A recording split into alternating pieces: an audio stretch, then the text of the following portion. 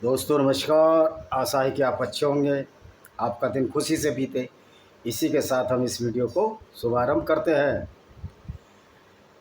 तो मित्रों, मेरी कुछ किताबें हैं। आपको पता है मैं हूं विजय कुमार पाल और मेरी कुछ किताबें हैं जिसमें invaders and hidden facts by Vijay Kumar Pal, जिसमें ये बताया गया है कि किस तरह से इस्लाम ने सनातन कल्चर को बर्बाद किया। बर्बाद तो उन लोगों ने भी किया जिन्होंने ऊंच नीच फैलाया जाति के नाम पर। जो जन्म से जाति नहीं थी उसको भी बर्बाद किया। कुछ लोग कहते हैं कि मुग़लों ने और ब्रिटिश ज़माने में हमारी किताबों में छेपक डाल दिए गए थे। तो आपको वो ओरिजिनल कॉपी दिखानी पड़ेंगी जिसमें कि सो कॉल्ड तथाकथित शूद्र, जिसको जन्म से जाति बना दिया गया, वो जातियाँ वैसे तो वेदों में कर्म से ही थी, जातियाँ नहीं थी, वर्ण थे। तो किताबें दिखानी पड़ेंगी, ओरिजिनल पुराण दिखाने पड़ेंगे। मैं पुराणों पर चर्चा करूंगा। लोग कहते हैं कि पुराणों में छेपक डाल दिए गए, बदलाव कर दिए गए। तो वो ओरिजिनल कॉपी कहाँ है जिसमें ये नहीं लिखा हुआ कि किसी के साथ ऊंच नीच का भेदभाव नहीं रखना है। और ये नए पुराण जो वायु पुराण और फलाने पुराण लिखे गए हैं, इसमें भेदभाव तो मुग़लों के ज़माने में डाला गया या कि ब्रिटिश के ज़माने में डाला गया। तो वो चीज़ें आपके सामने आनी चाहिए। उसका प्रमाण हमको चाहिए कि कहाँ है वो ओरिजिनल कापियाँ जो बिल्कुल सही थी। वरना तो यही माना जाएगा ये छेपक नहीं थे, ये लोगों ने जानबूझकर इन चीज़ों को अपनाया। तो दोस्तों, इसी तरह से कुरान में भी कह रहे, कुरान में क्रिश्चियनिटी में जो यहूदियों की धर्म पुस्तक तोरा है या बाइबल ओल्ड टेस्टामेंट है, जो यहूदियों का ही तोरा है। एक्चुअल में बाइबल का ओल्ड टेस्टामेंट यहूदियों के तोरा से ही लिया गया है और ओल्ड टेस्टामेंट में जीसस का वर्णन है। तो वो किताबें बताइए, ओरिजिनल बाइबल और ओरिजिनल यहूदियों की धर्म पुस्तक बताइए जिसमें मोहम्मद और कुरान का नाम था। ये सारे मिथ है, ये झूठ है, परिकल्पनाएं हैं। आज हम इस्लाम की खूबसूरती के बारे में चर्चा करेंगे। हम इस्लाम को बहुत डिबंक कर चुके हैं। तो इस्लाम की खूबसूरती क्या है? इस्लाम की सबसे बड़ी खूबसूरती है ये स्वार्थ परकता है, यानी कि स्वार्थ का धर्म है। ये धर्म तो है ही नहीं, ये बहुत बड़ा धर्म है। ये स्वार्थ आदमी को स्वार्थी बनाता है, क्योंकि स्वार्थी बनने से आदमी लालची हो जाता है, अज्ञानी हो जाता है और कामी हो जाता है, कामुक हो जाता है। तो ये इस्लाम की सबसे बड़ी खूबसूरती है कि ये लोगों को संगठित करता है।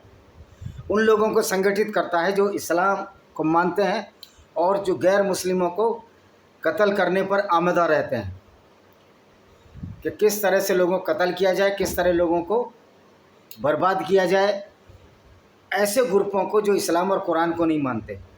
तो सबसे बड़ी खूबसूरती इस्लाम की यह है कि ये गुंडे, चोर, उचक्के और बदमाशों को संगठित करता है। जस्टिस आनंद नारायण मुल्ला ने कहा था कि जो पुलिस है वो संगठित डाकुओं का गिरोह है।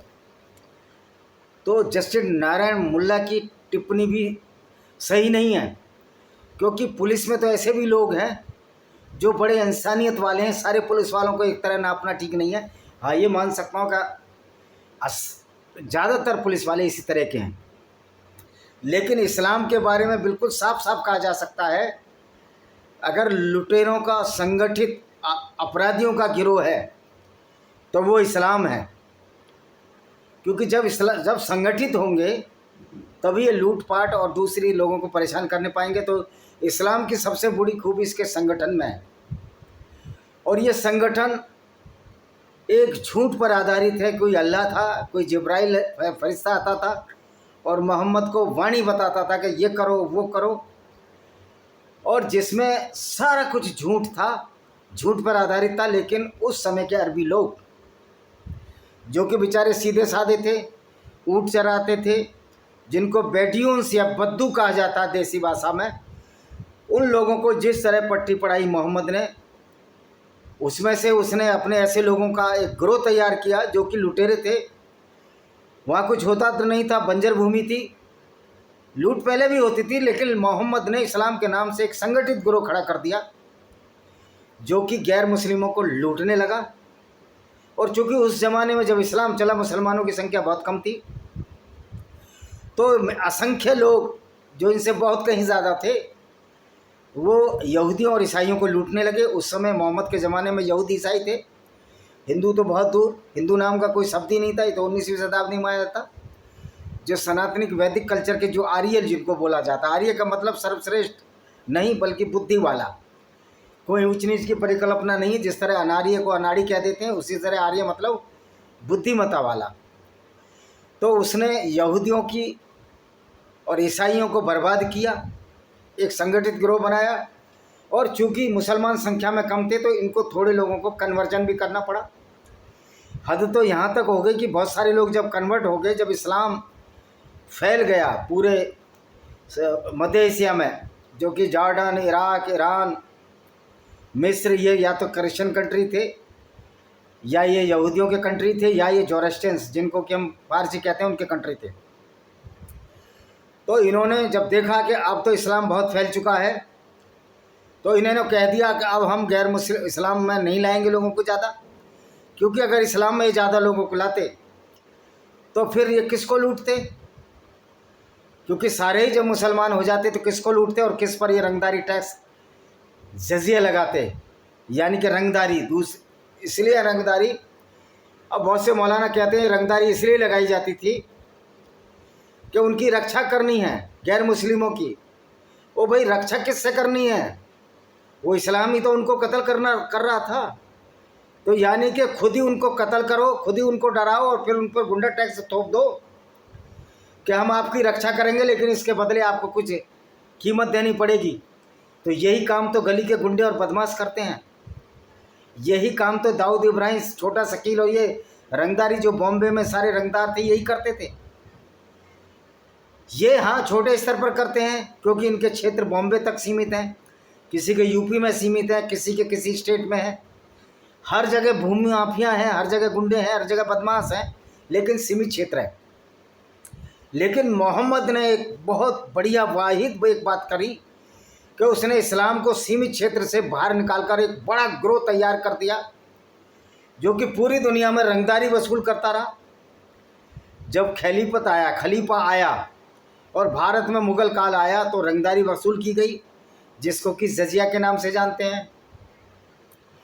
अगर अकबर ने जजिया टैक्स हटाया तो इस्लाम के अनुसार वो अकबर भी सच्चा मुसलमान नहीं था, क्योंकि इस्लाम का कहना है कि हमारा गुजारा दूसरों की धन दौलत पर चले। तो इसलिए मोहम्मद ने सारे मुसलमानों को संगठित किया और एक गिरोह बनाया जो लूट का गिरोह था, जो लूटता था लोगों को, अपनी काम वासना की पूर्ति के लिए औरतों को कत्ल करता था। तो ये संगठन इस्लाम की सबसे बड़ी शक्ति हुई। और सबसे बड़ी शक्ति के बाद दूसरी शक्ति हुई कि आप 5 कलमे पढ़े, इनके 5 कलमे हैं, जो कलमा पढ़ लेगा वो मुसलमान हो जाएगा। या इल्ला इल्लल्लाह मोहम्मद रसूलुल्लाह 5 कलमे हैं, सादा है, इस तरह का एक कलमा मैं आपको बता रहा हूँ जो कि मैन है। तो ये कलमा पढ़कर ये मुसलमान बनाते थे। तो ये कलमा भी एक टूल का काम किया, यानी कि कलमा फिर नमाज 5 वक्त की, फजर की, मगरिब की, ईशा की, जुहर की, असर की, जो 5 वक्त की नमाज है, इसमें भी 17 बार यही कहा जाता था कि हमारा पूरी दुनिया में इस्लाम हो, पूरी दुनिया में हम काबिज हों। तो मोहम्मद ने जो टूल बनाए वो सब लूट के लिए टूल बनाए, इंसानियत के कत्ल के लिए टूल बनाए। इंसानियत का दूर दूर तक सरोकार नहीं था।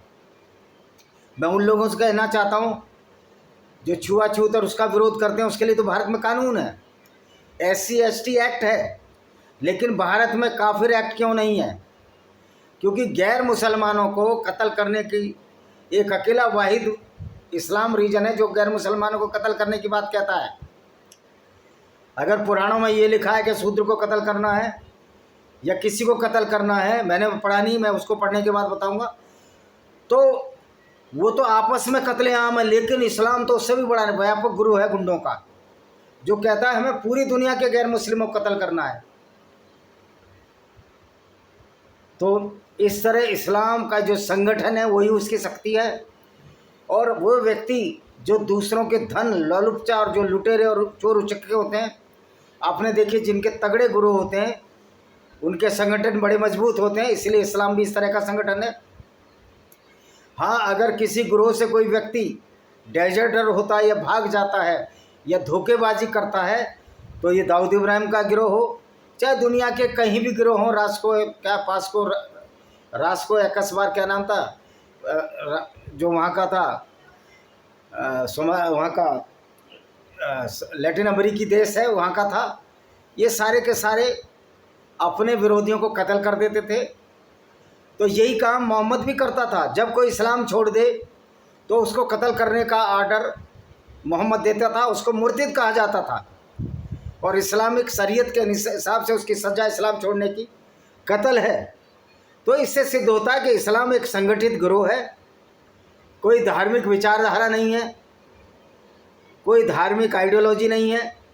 ये एक ऐसा गिरोह है जो बहुत संगठित था उस ज़माने में और आज भी। पाकिस्तान के कुछ मूर्खों को मैं सुनता हूँ, कहते हैं कि हमने कलमा पढ़ लिया, हमारे अंदर कलमे की ताकत है और किसी की औकात नहीं जो इस्लाम को क्रिटिसाइज कर सकें, क्योंकि उनमें उनका उतना दिमाग नहीं, इतना ओहदा नहीं, उनका पढ़ा नहीं उन्होंने कुरान को। और कुरान को अच्छा बताने वाले और मुसलमानों को अच्छा, मुसलमान एक अच्छा होगा तो इस्लाम के हिसाब से वो मुसलमान नहीं है, वो अच्छा इंसान है। और जो इस्लाम को और कुरान को अच्छा बताएं तो उनको मेंटल असाइलम में जाने की ज़रूरत है। और जो लोगों को जाति के आधार पर ऊंच नीच पर भेद करे वो भी पागल खाने जाने के अधिकारी हैं। लेकिन वेदों में इस तरह का तो कोई उल्लेख नहीं है कि जन्म से कोई ऊंचा है या नीचा है। वेदों में उस समय के लोगों ने जो लिखा, जो उनके बुद्धि में आई, उन्होंने कहा जन्म से सभी शूद्र है, क्योंकि गंदे रहते हैं बच्चा जब पैदा होता है। लेकिन बाद में कर्म के हिसाब से कैटेगराइज कहते हैं। अगर शूद्र की जगह क्रिमिनल कहा जाए, जो क्राइम करते हैं वो लोगों को क्रिमिनल ही कहा जाता है ना।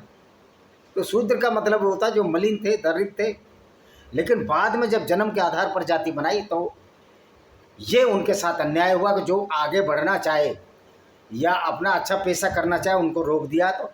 तो सबसे बड़े राक्षस तो इस सनातन वैदिक धर्म में भी है, जो ऊंच नीच के आधार पर अपने को सर्वोपरि कहते हैं। ऐसे राक्षस हैं। तो हमको जब इस्लाम की आलोचना करनी है तो हमको अपने इस जो कल्चर, जो हेरिटेज है इंडियन कल्चर में, जो ऊंच नीच का भेदभाव है, उसकी भी आलोचना करनी पड़ेगी, वरना तो आप इस्लाम पर उंगली नहीं उठा सकते। अगर कोई ब्राह्मण अपने को सर्वश्रेष्ठ समझता है या राजपूत सर्वश्रेष्ठ समझता है या अन्य कोई भी जाति अपने को महान मानती है, ऐसा नहीं है, ओबीसीओं में भी अपने को क्षत्रिय मानने वालों की संख्या कम नहीं है। तो ऐसे लोग जो अपने को ऊंचा समझते हैं वो लोग भी उसी निम्न कोटि के हैं, उनको इस्लाम की आलोचना करने का कोई अर्थ ही नहीं रह जाता।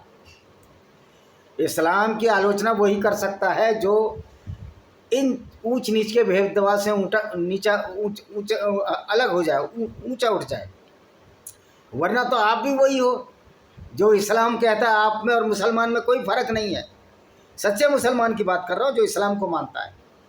जो सच्चा मुसलमान हो जो इस्लाम को मानता है, और वो लोग जो दूसरे को अपना नीचा समझते हैं, ये सब एक राक्षसी प्रवृत्ति के लोग हैं इसमें इस्लाम में। और दूसरी बात यह है, आप किसी को दलित राष्ट्रपति, किसी को आदिवासी राष्ट्रपति, किसी को फलाना राष्ट्रपति, किसी को अगड़ा, किसी को तगड़ा, तो फिर हिंदू बचता कहाँ है? ये चीज़ें भी आपको ख़त्म करनी होंगी, इन चीज़ों से भी आपको निजात पानी होगी, क्योंकि आपको पहले सुधार करना होगा। जब आपकी किताबों में गलतियां थी नहीं, 19वीं शताब्दी में डाली गई, तो आप अपनी किताबों को रिफॉर्म क्यों नहीं करते? क्या ब्रह्म हत्या ही पाप होती है? यानी एक को कत्ल कर रहा है वही पाप है, दूसरे लोग कत्ल करें वो पाप नहीं है? आज जन्म से जाति के आधार पर तुम बोलते हो ब्रह्म हत्या पाप है, तो क्या किसी और दूसरे की हत्या पाप नहीं है? तो ये भेदभाव जो बढ़ा है पुराणों में बढ़ा है, और पुराण भी रद्दी की टोकरी में फेंकने लायक है। जितने पुराण हैं 19वीं सदी तक लिखे गए हैं, ऐसे पुराण जो कि इंसानियत को शर्मसार करें, वो भी रद्दी की टोकरी में फेंकने लायक है। और कुरान तो इन सबका बाप है। इस्लाम में कुरान लीडरशिप है।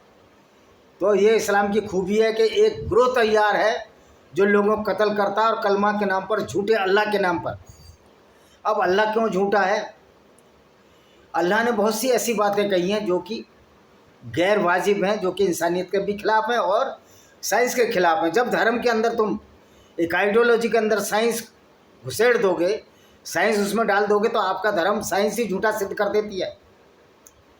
क्योंकि ये कहता है मोहम्मद का अल्लाह, ये कहता है कि मैंने पृथ्वी की संरचना की, और कहीं 2 दिन में पृथ्वी बनाई, कहीं कहता है 4 दिन में बनाई, कहीं कहता है 1 दिन में बनाई, और मैंने पहाड़ ऊपर से गाड़ दिए। दोस्तों, आपको पता है कि पृथ्वी पर जब पृथ्वी की संरचना हो रही थी तो पहाड़ पृथ्वी का ही मूलभूत अंग है। एक जिस परत पर रह रहे हैं वो ठोस सतह है, और उसके नीचे टेक्टोनिक प्लेटें तैरती रहती हैं, और जिससे हम जब टकराती हैं वो आपस में तो पहाड़ बनते हैं, उथल पुथल होती है, वोल्केनोज आते हैं। तो अल्लाह को तो पता ही नहीं था, अल्लाह तो पहाड़ ऊपर से गाड़ता है, जबकि पहाड़ तो पृथ्वी का अभिन्न अंग है। ये पहाड़ किससे बनते हैं? पहाड़ में लिथोस्फीयर चट्टानें होती हैं। पृथ्वी में सबसे ज़्यादा आयरन और निकल है, जो कि इनर कोर में है, जिसको कि मेंटल कहते हैं। जो आउटर लेयर है वही हमारा मैग्नेटिक फील्ड है। तो अल्लाह को तो ये पता ही नहीं था कि पहाड़ मैंने ऊपर से गाड़ दिए, पृथ्वी हिल ना जाए। और पृथ्वी कोई कागज़ तो है नहीं, पृथ्वी एक बहुत बड़ा लैंड मास है, जिसकी ग्रेविटी या जिसका डेंसिटी, इस डेंसिटी 5.551 ग्राम पर क्यूबिक सेंटीमीटर है। इसका वो है डेंसिटी है, घनत्व है, वजन है। मतलब इतनी इलाके का अगर टुकड़ा उठाओगे एक एवरेज में तो उतना वजन है। लेकिन मोहम्मद के अल्लाह को ना ग्रेविटी क्या पता था, न मोहम्मद के अल्लाह को ये पता था कि पहाड़ पृथ्वी पर से नहीं गाड़े जाते। तो ये अल्लाह भी काल्पनिक था। ये मोहम्मद ने जो अल्लाह का फराड अपने दिमाग से रचा, सिर्फ इसलिए रचा कि एक संगठन बनाएंगे, और एक सर्टिफाइड संगठन जिसको अल्लाह के नाम से इस्लाम का नाम दे दिया गया। और जो भी लूटपाट हुई वो अल्लाह के नाम से हुई। औरतों की लूटपाट, धन दौलत की लूटपाट, बाग भी लूटे गए यहूदियों के। और यही यहूदी आज जो थोड़े से बचे हैं, इन यहूदियों को अपने पुरखों से ज़रूर सवाल करना चाहिए कि आपके पुरखे क्या लालची थे जो इस तरह की मूर्खतापूर्ण आइडियोलॉजी में मुसलमान बनते चले गए। ऐसा तो है नहीं कि मोहम्मद बहुत ताकतवर व्यक्ति था। जब मोहम्मद के हाथ में तलवार नहीं आई तो सिर्फ 83 लोग 10 साल में मक्का में मुस्लिम बने। लेकिन जब इसके हाथ में तलवार आई और यहूदियों में से कुछ गद्दार लोग या कुछ गंदी को नीच प्रवृत्ति के लोग, लुटेरे लोग मुसलमान बनते चले गए और अपने ही भाइयों को लूटते चले गए। यही काम ईरान में हुआ। पारसियों का बहुमत था। पारसियों में से कुछ गद्दार और लुटेरे जिनका कोई मॉरल वैल्यूज़ नहीं थी, जिनके कोई नैतिक चरित्र नहीं था, डर से या लालच से मुसलमान बनते चले गए बजाय कि उसके वो लड़ते। और जो पारसी लड़े, उनके खिलाफ लड़े या अपनी जान बचाई, आज वो भारत में 3 लाख हैं। इसी तरह भारत में बड़े पैमाने पर धर्म परिवर्तन हुआ, तलवार के बल से हुआ, लालच के बल से हुआ, जो भी हुआ। उनको युद्ध करना चाहिए था, लेकिन वो सुविधाभोगी लोग थे, एक ऐसी आइडियोलॉजी के सामने झुक गए जो सिर्फ लुटेरों का संगठित गिरोह है, जिसको कि इस्लाम कहते हैं। तो अब ये बताइए, जो ये कन्वर्टेड मुस्लिम हैं, ये उसी संगठित गिरोह के लोगों में मिल गए। विवेकानंद ने भी कहा है कि जब एक हिंदू मुसलमान बनता है तो डबल शत्रु होता है। तो ये आपकी आइडियोलॉजी, आप विचारधारा को समझिए, मोहम्मद की आइडियोलॉजी को समझिए। तो हमारे ही कुछ गद्दार हिंदुओं ने धर्म परिवर्तन किया, और धर्म परिवर्तन के बाद वो उनको मजा आने लगा।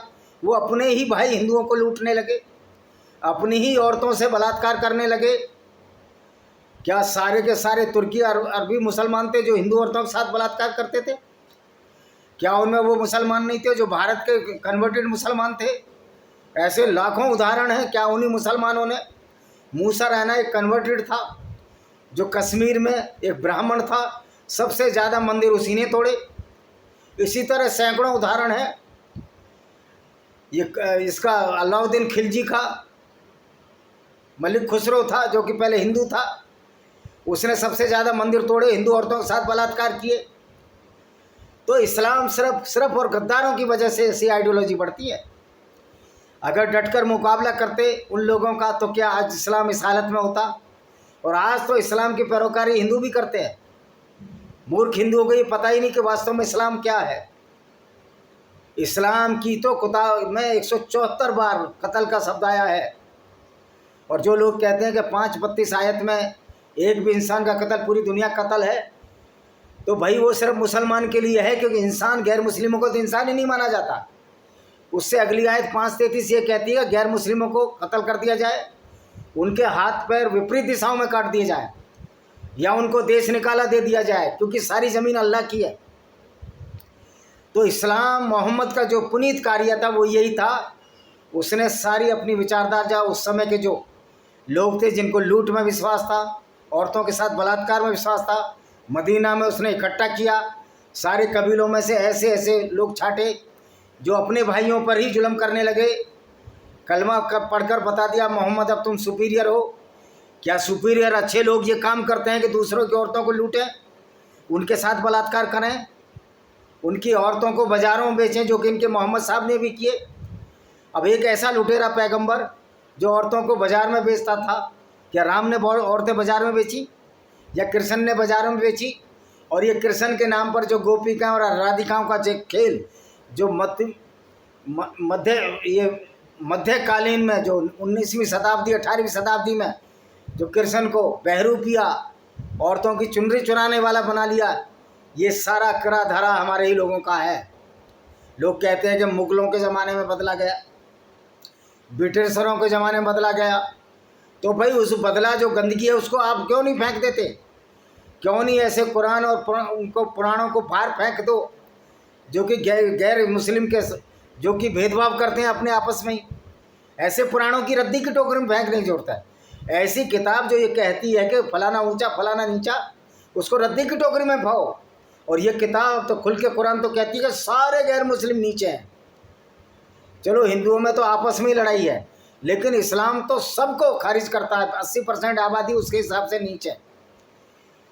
तो ये गंदगी के लिए तो हमने कानून बनाए हैं, SC ST एक्ट है, फलाना एक्ट, ढिमकाना एक्ट। तो एक काफिर एक्ट भी बनाया जाए। अगर कोई मुसलमान इस बात पर कत्ल करे कि ये गैर मुस्लिम काफिर है, जैसे कन्हैया कुमार का कत्ल हुआ, तो भाई उसको तो 15 दिन में एक ऐसी अदालत हो जो उसको दंड दे, क्योंकि काफिर कहना भी अपराध होना चाहिए। जब इस्लाम की सच्चाई बताने में तुमको ब्लेस्फेमी लगती है, तो तुमको इस बात में क्या चुल है कि तुम्हारा पैगंबर एक लुटेरा था? इसमें आपको क्या चुल लगती है? ये तो आपकी किताबें बोलती हैं, आपकी किताबों में ही सब कुछ लिखा हुआ है। तो आप जो है उन किताबों को जलाओ, रद्दी की टोकरी में फेंको। क्यों कुरान सलमान मोमिका को जलानी पड़ रही है? आप खुद जलाइए कि आपकी किताबों में पैगंबर को लुटे रखा है, आपकी हदीसों में ही लुटे रखा है। आपके अल्लाह की मूर्खता आपकी कुरान में ही है, जिसमें अल्लाह कहता है कि धरती जो है चपटी है, पहाड़ ऊपर से गाड़ दी है जिससे धरती उड़ ना जाए। तो आप अपनी किताबों की तरफ देखो। दूसरे लोग तो कहेंगे जब आपकी कमी है, या तो कुरान बदलो, आप हदीसों को फेंक दो। तो हदीसों को फेंकोगे तो तुमको ये भी नहीं पता पड़ेगा कि नमाज कैसे पढ़नी है, कैसे हाथ धोने, कैसे वजू करना है, कैसे रुकू करना है, यानी रुकना है बीच में, कैसे दंडवट करना है, कैसे पलंडी ऊपर करनी है, तुमको कुछ पता ही नहीं होगा। और एक उस पर यह है कि हर आदमी काबा की तरफ देखे। जब पृथ्वी गोल है तो काबा की तरफ तो आपका मुँह हो ही नहीं सकता। तो इस्लाम की सबसे बड़ी खूबी है, एक ऐसा संगठित गिरोह है जो अपने फ़ायदे के लिए कुछ भी करने को आमादा है, कुछ भी करने को तैयार है। यानी कह सकते हैं ये इस्लाम एक ऐसी आइडियोलॉजी है जो सिर्फ और सिर्फ आदमी को स्वार्थी, लालची और अंधा बनाते ही। और स्वार्थ का आलम यह है कि आगे भी लालच दिया मोहम्मद ने कि वहाँ 72 उरें 135 पूर की उरें होंगी, हमेशा यंग रहेंगी, वर्जिन रहेंगी। यानी कि झूठ पर झूठ बोला गया। मोहम्मद को पता था कि मैं अभी ये पूरी ज़िंदगी में लूटपाट इसी आधार पर करूँगा, लोगों को बेवकूफ़ बनाऊँगा। या हो सकता है कि मोहम्मद को बेवकूफ़ उसके चचेरा जो साला था वर्का बिन नोबल, जो एक ईसाई था, क्योंकि वो ये देखता था कि वर्का बिन नोबल कि ये यहूदी और ईसाइयों को बहुत सताता है। तो उसके दिमाग में ये योजना आई हो, उसकी पत्नी, जो पहली पत्नी खदीजा बिन खालिद जो मुसलमान बनी, कि मोहम्मद को हम ऐसा मूर्ख बनाएंगे, ऐसी किताब में आयतें लाएंगे, क्योंकि वर्का बिन नोबल ही आयतें लाता था। जो जिब्राइल फरिश्ते की आयतें थी वो वर्का बिन नोबल लाता रहा बाद में। पहली आयत जब आई उसमें भी मोहम्मद का नौसिखियापन उजागर हो गया, क्योंकि कुरान का अल्लाह तो सर्वज्ञानी है, सर्व तत्व सब कुछ जानता है। तो क्या कुरान के अल्लाह को ये नहीं पता था कि मोहम्मद अनपढ़ है? उसको लिखित में आयत क्यों भेजूँ? जो पहली आयत सूरह इकरा आई थी, मैं पहली आयत क्यों भेजूँ उसको लिखित में? और क्या जिब्राइल फरिश्ते को नहीं पता था? ये पढ़ना नहीं जानता? बार बार पढ़ना क्यों कह रहा था कि पढ़ो, इसको पढ़ो? और मोहम्मद को आयतें भेज रहा है। मोहम्मद जिब्रील फरिश्ते ने ये नहीं बताया कि मैं जिब्रील हूँ, लेकिन वहाँ उसने बाद में बता दिया जब मोहम्मद का दिमाग थोड़ा चलने लगा, जब ये बुर्राक नाम के एक झूठी यात्रा पर गया, वहाँ बोल दिया मैं जिब्रील फरिश्ता हूँ, ये घोड़ा है तुम्हारे लिए। यानी सारा फ्रॉड भरा गया। और उस सारी गुंडागर्दी को छिपाने के लिए उसको एक मजहबी विचारधारा, एक आइडियोलॉजी, और जिसमें मेजॉरिटी जब लोग खराब लोग हो जाएं, अब जब से पाकिस्तान में मेजॉरिटी मुसलमानों की है और इस्लाम एक खराब और गंदी आइडियोलॉजी है, ये फिल्दी है, गंदी है, नजस है, क्योंकि ये भी हमको नजस है, पोटी जितना गंदा कहते हैं तो सुनना आपको भी पड़ेगा। तो ये जो फिल्दी आइडियोलॉजी है उसकी वजह से ये सारा पागलपन है पाकिस्तान में। और जहाँ ये ज़्यादा हो जाते हैं यहाँ अपनी मनमानी करेंगे ही, क्योंकि इस्लाम तो मेजॉरिटी में है, अगर वो तो गैर मुस्लिमों के साथ गुंडागर्दी करने का पूरा अधिकार तो कुरान देती है। तो ये है इस्लाम का खूबी, इस्लाम की विशेषताएं, मोहम्मद की विशेषताएं जो मैं आपको बताई थी। और क्यों इस्लाम फला फूला हर कौम के गद्दारों की वजह से, चाहे वो हिंदुओं में गद्दार रहे हो, चाहे यहूदियों में, चाहे ईसाइयों में, चाहे वो पारसियों में, उनके गद्दारों की वजह से ये इस्लाम फला फूला और इनका आबादी बढ़ी। क्योंकि इसलिए क्योंकि इसके इस्लाम में काम करने का तो कोई तरीका ही नहीं है, सिर्फ दूसरों को लूटना। भी जब ये कहा जाए ये माल गनीमत है, फिर ये कैसे कहते हैं कि हज में नेक कमाई से जाना चाहिए? तुम्हारे पैगंबर ने तो तुमको वो रास्ता दिया जो नेक कमाई हो नहीं सकती, जो लूट की कमाई होगी, लूट की व्यवस्था से आती है। चाहे वो माल गनीमत हो जिसमें तुम सबको लूट लेते हो अल्लाह के नाम पर, चाहे वो गुंडागर्दी का एक रंगदारी हो, एक्सटॉर्शन हो, जिसको कि हम जकात कहते हैं, जजिया कहते हैं। तो आप अपने अंदर झांकिए कि आप किस तरह की आइडियोलॉजी को फॉलो कर रहे हैं। और इसी के साथ हम ये भी बताएंगे कि जिस भी धर्म में अगर कोई बुराई है, लेकिन दूसरों को कत्ल करने की बात मुझे नहीं लगता किसी ने कही है, किसी भी धर्म में है, सिवाय उन लोगों को कत्ल करने के जो राक्षसी प्रवृत्ति के हैं और जो दुनिया को परेशान कर रहे हैं। तो इसी हिसाब से सबसे बड़ा राक्षसी प्रवृत्ति तो इस्लाम पढ़ने से आती है। तो भारत सरकार एक कानून बनाए कि जो किसी को काफिर कहेगा उसको आजीवन कारावास मिलेगा और ये ब्लेसफेमी होगी। और एक कानून ये भी बनाया जाए कि कुरान की सच्चाई बताने में कोई ब्लेसफेमी नहीं होगी। और जो कोई भी प्लेटफार्म, सोशल मीडिया का प्लेटफार्म उसको हेट स्पीच मानेगा, उसके खिलाफ सज़ा का प्रावधान होना चाहिए। तो इसीलिए मैं कहता हूँ कि काफिर इंटरनेशनल आर्मी की बहुत ज़रूरत है, कोई मेंबरशिप की ज़रूरत नहीं। अपने विचारों को मजबूत बनाइए और उन इस्लामिक जिहादियों को अपनी गली, अपने मोहल्लों में अगर वो आतंकवाद करें तो उनको वहीं उनको एलिमिनेट करिए। जैसे कि पाकिस्तान में अब हमारे बहुत से इंटरनेशनल काफिर आर्मी के जो मेंबर्स हैं, ना हमारा कोई रजिस्टर्ड संघर्ष नहीं है, अपने दिमाग में बनानी है आर्मी, काफिर इंटरनेशनल आर्मी, जो ऐसे वैसी दरिंदों को जो छुआछूत, ऊंच नीच का भेद फैलाते हैं और जो लोगों को इस्लाम के नाम पर कत्ल करते हैं, उनको एलिमिनेशन करना बहुत ज़रूरी है। इसी के साथ मैं इस वीडियो को विराम देता हूँ। वंदे मातरम, जय हिंद, आपका दिन शुभ हो।